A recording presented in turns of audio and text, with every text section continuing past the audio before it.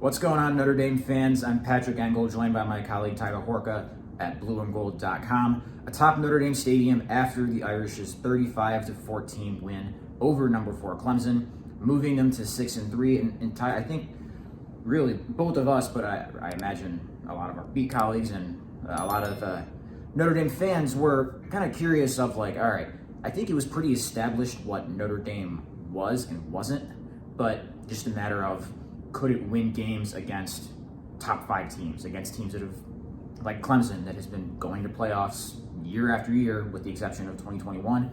And the answer ended up being, at least on this night and against this top 5 team, a resounding yes, to the point where Dabo INSTANT called it a complete ass kicking. And really, that's what it was, right? Yes, it was. And it was kind of like that Syracuse game, but better for Notre Dame because you got it on offense in the running game with Audric Estime and Logan Diggs. They both went for over 100 yards. Notre Dame ran them 35 times combined.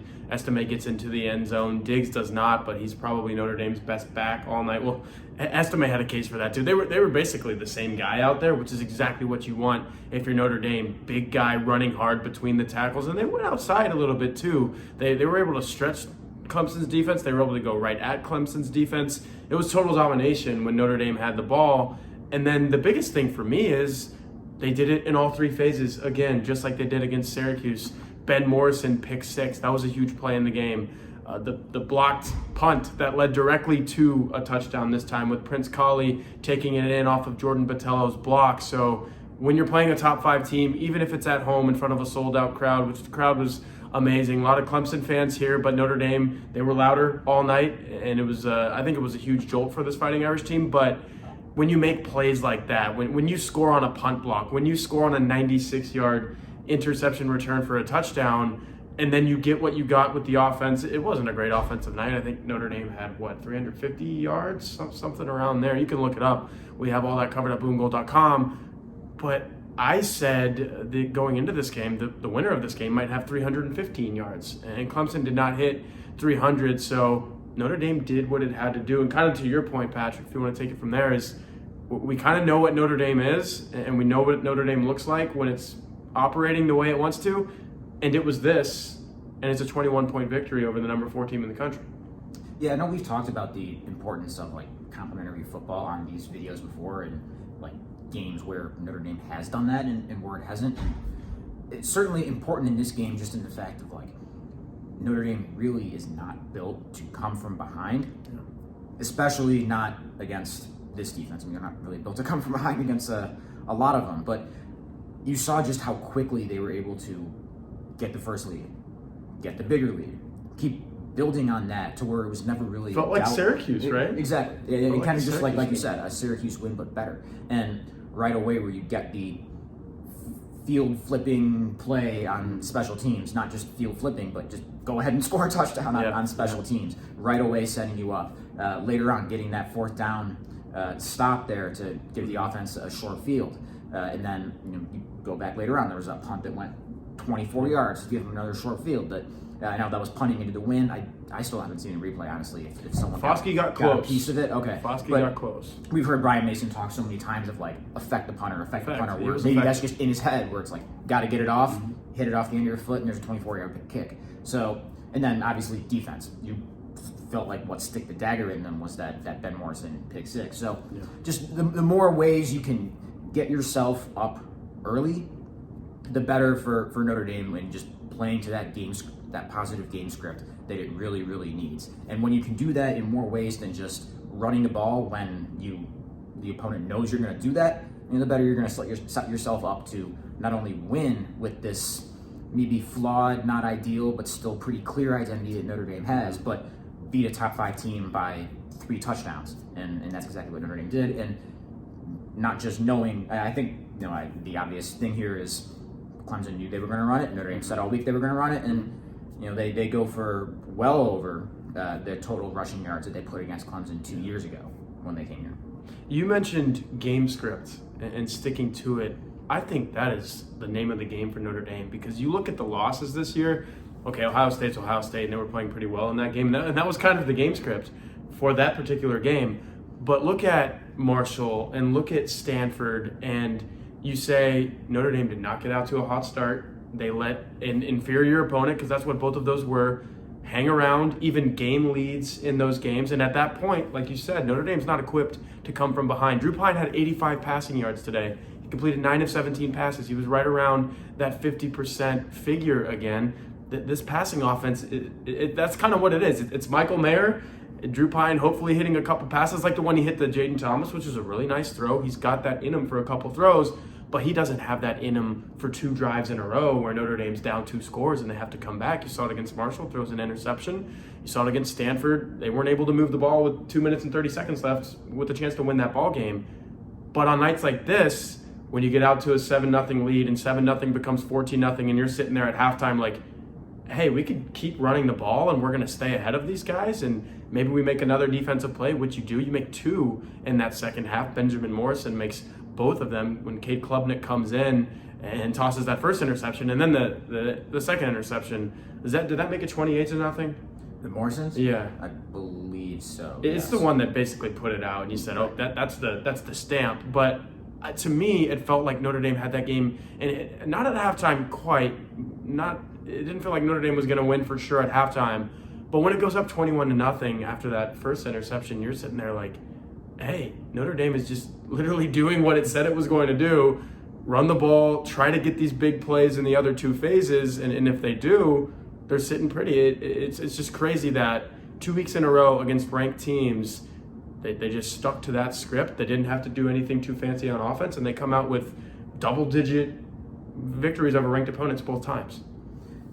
And you mentioned like this being the Syracuse game, but better. Mm-hmm. I think it's also a little bit of like what you were able to do against Ohio State for a half, but over 4 quarters. And I know it's not quite the same, just in that you didn't have a punt block touchdown. Ohio State, you had a few explosive passing plays mixed in there, but just in the sense of like that first half went to the script Notre Dame wanted it to, and in the same way, like Notre Dame had to run the ball in that game and really wanted to run the ball in that game. Kind of the same thing here.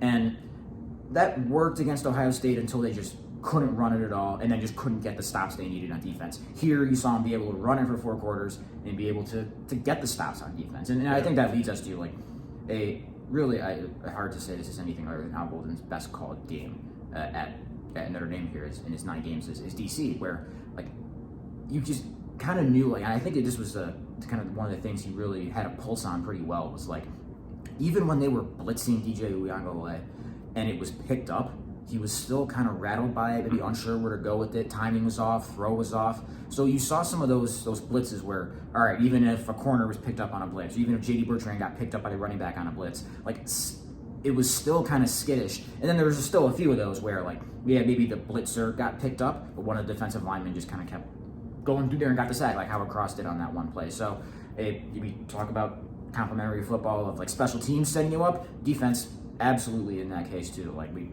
another thing, like this is kind of what the defense was able to do for a half against Ohio State, but couldn't later on when it couldn't get off the field on 3rd down, couldn't stop runs, couldn't get off the field in the red zone. And you saw that, we talked about red zone defense a ton. You saw that red zone touchdown streak not only get the first stop, like allow no points all year for Notre Dame's defense in the red zone, but turn around and run it back for a pick 6 for, again, a turnover, which had been so few and far between in the first half of the season, kind of starting to progression to the mean, that turnover production there. And if you're sitting there saying, just my last thoughts on this game, this isn't the Clemson of old, this was still a beatdown. Like Dabo Swinney said, it was an ass kicking. And this is a Clemson team that had not lost at any point in the season. A Clemson team that, despite DJ Uyunglele's struggles at quarterback and all of these other limitations at offense, did Clemson have a wide receiver out there? I'm not sure. Is 84 a wide receiver, a tight end? He's a pretty big guy. That's the only guy that they wanted to throw to in this game. So you're limited there. But this roster found ways to beat Syracuse in whatever that game was. High-scoring affair, double overtime against Wake Forest. Like all these other ways that Clemson had found ways to just win. They were able to do it because they have one of the best coaches in college football in Dabo Swinney. They're just winners. You saw a Notre Dame team totally take that mindset, whatever you want to call it, away from Clemson. And I thought that was very impressive.